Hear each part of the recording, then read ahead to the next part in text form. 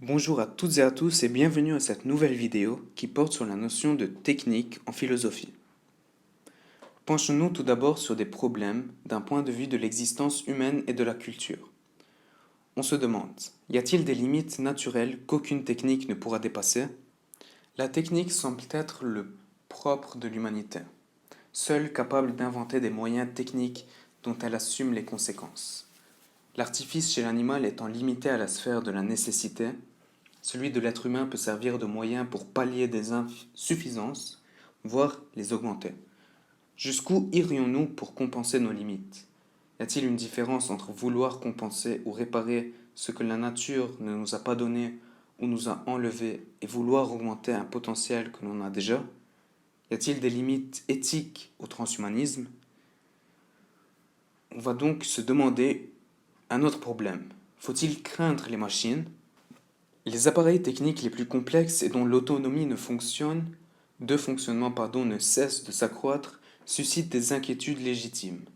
Nous pouvons avoir peur d'en perdre le contrôle ou de leur déléguer des tâches dont les conséquences peuvent être plus importantes que ce que nous aurions anticipé.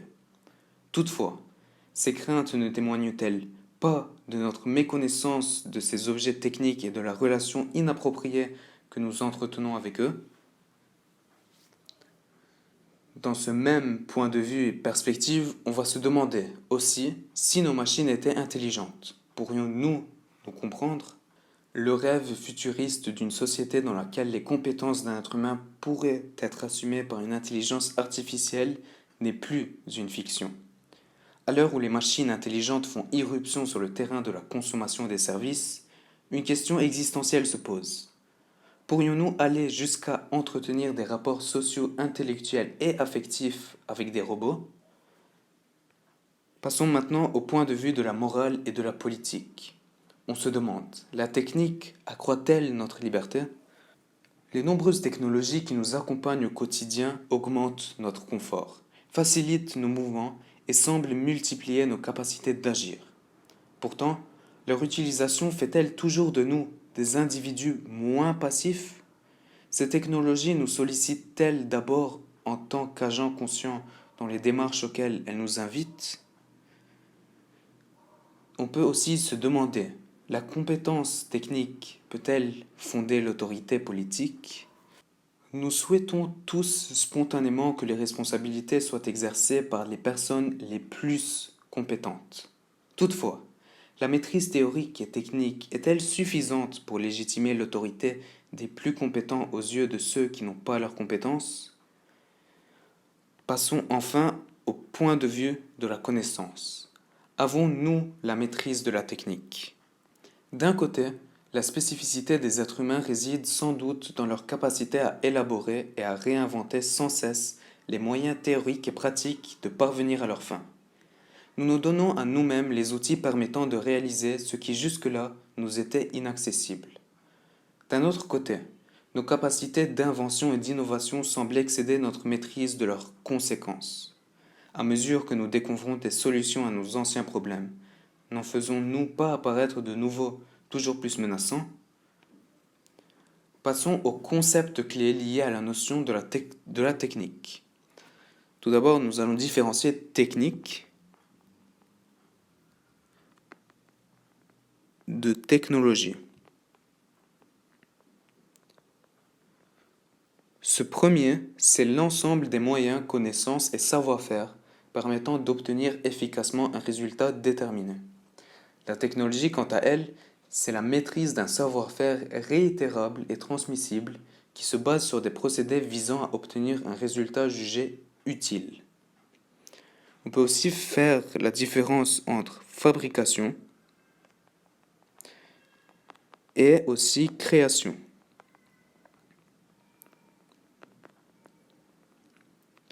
La fabrication, c'est la production d'objets techniques ou artistiques selon des règles précises qui permettent de les reproduire à l'identique. Alors que la création, c'est la production de quelque chose de radicalement nouveau, inédit, inattendu, qui n'a pas vocation à être utilitaire et dépasse la simple reproduction. On va aussi voir les repères en acte et en puissance. En acte, c'est ce qui existe réellement, ce qui a été pleinement accompli. en puissance, c'est ce qui renvoie à ce qui a le potentiel de se réaliser. Par exemple, la maison construite est en acte, ce que les plans de la maison dessinés par l'architecte ne pouvaient être qu'en puissance, c'est-à-dire à l'état de potentialité. Nous avons aussi le repère média immédiat.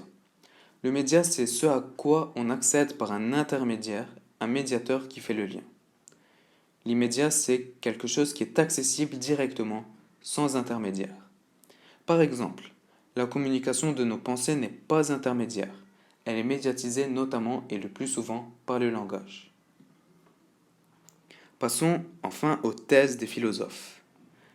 La première thèse stipule que nous possédons la plus grande maîtrise technique qui soit. L'organe de la main en est le témoin, selon Aristote. Il dit: ce n'est pas du fait de ses mains que l'être humain est le plus intelligent, mais du fait qu'il est le plus intelligent des animaux qu'il a des mains. Par exemple, la main à l'origine était une pince à tenir les cailloux. Le triomphe de l'homme a été d'en faire la servante de plus en plus habile de ses pensées fabricants. Du paléolithique supérieur au XIXe siècle, elle a traversé un interminable apogée. Dans l'industrie, elle joue encore un rôle essentiel par quelques artisans outillés qui fabriquent les machines devant lesquelles les ouvriers n'ont plus qu'une pince à 5 doigts pour distribuer la matière ou un index pour appuyer sur le bouton. Encore, il s'agit d'un stade de transition, car il n'est pas douteux que les phases non mécaniques de la fabrication des machines s'éliminent peu à peu. Objection. L'intelligence technique humaine est-elle la cause ou la conséquence de la morphologie de notre corps? Passons maintenant à une autre thèse, qui dit que nous nous trouvons dans un état de grande dépendance technique, et ceci selon Matthew Crawford. Il dit: nous ne sommes pas aussi libres et indépendants que nous le croyons. Selon Crawford, nous nous trouvons dans la dépendance à l'égard des objets techniques. La sollicitation d'un réparateur est l'événement qui nous contraint brutalement à faire ce constat. Par exemple, la colère peut emparer celui qui agite ses mains à l'aveuglette sous le robinet automatique des toilettes publiques sans que l'eau coule.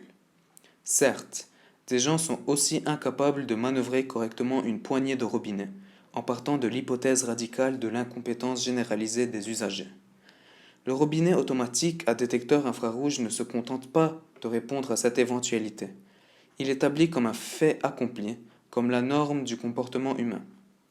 Ce faisant, il promeut une espèce d'infantilisation qui offense l'esprit indépendant. Comment qualifier la réaction de l'homme furieux du premier paragraphe? Que met-elle en évidence? L'installation généralisée de robinets automatiques dans les lieux publics ne constitue pas seulement un accroissement du confort des usagers, mais aussi une menace pour leur indépendance. Paradoxalement, et par objection, la dépendance à l'égard d'un réparateur ne nous libère-t-elle pas du souci et de l'entretien des objets techniques?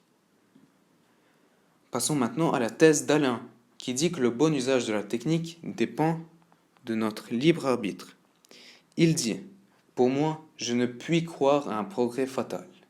Par exemple, quand Léonard de Vinci dessine ses esquisses de l'ornithoptère, il imagine une machine qui, en reproduisant les battements d'ailes d'un oiseau, permettrait de voler. Il modélise ainsi techniquement des phénomènes qu'il comprend intellectuellement. Le plan de la machine est à la fois le moyen de faire comprendre les lois invariables de la nature et la représentation d'une compétence qui échappe aux humains. En cherchant à saisir l'inclinaison de l'aile d'un oiseau par ses dessins, De Vinci mathématise, figure, symbolise ce que peut être le mouvement. Qu'est-ce que l'invention technique permet à l'individu de faire que la nature lui interdit?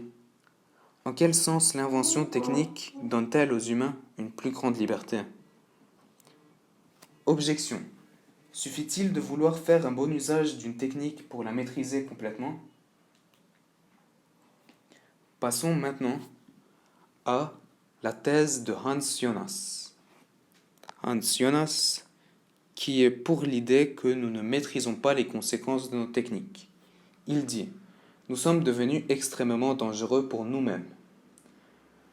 Selon Jonas, alors que la culture technique nous a longtemps permis de nous prémunir contre les menaces des phénomènes naturels, c'est désormais la technique qui constitue la plus grande menace pour la nature et pour l'humanité. Par exemple, dans L'obsolescence de l'homme, Günther Anders utilise la figure de l'apprenti sorcier. Ce dernier dérobe à son maître la formule magique qui transforme la manche à balai inanimée en un valet travaillant de façon autonome. Il ne se préoccupe pas de la formule permettant d'annuler le sort. Cependant, cette chose obéit trop bien. Elle sait tout aussi peu que son maître comment revenir en arrière. Pourquoi peut-on dire que nous nous comportons comme des apprentis sorciers à l'égard de l'innovation technique? Objection. N'est-ce pas le progrès technique lui-même qui nous permettra de corriger les conséquences regrettables d'innovations techniques plus anciennes?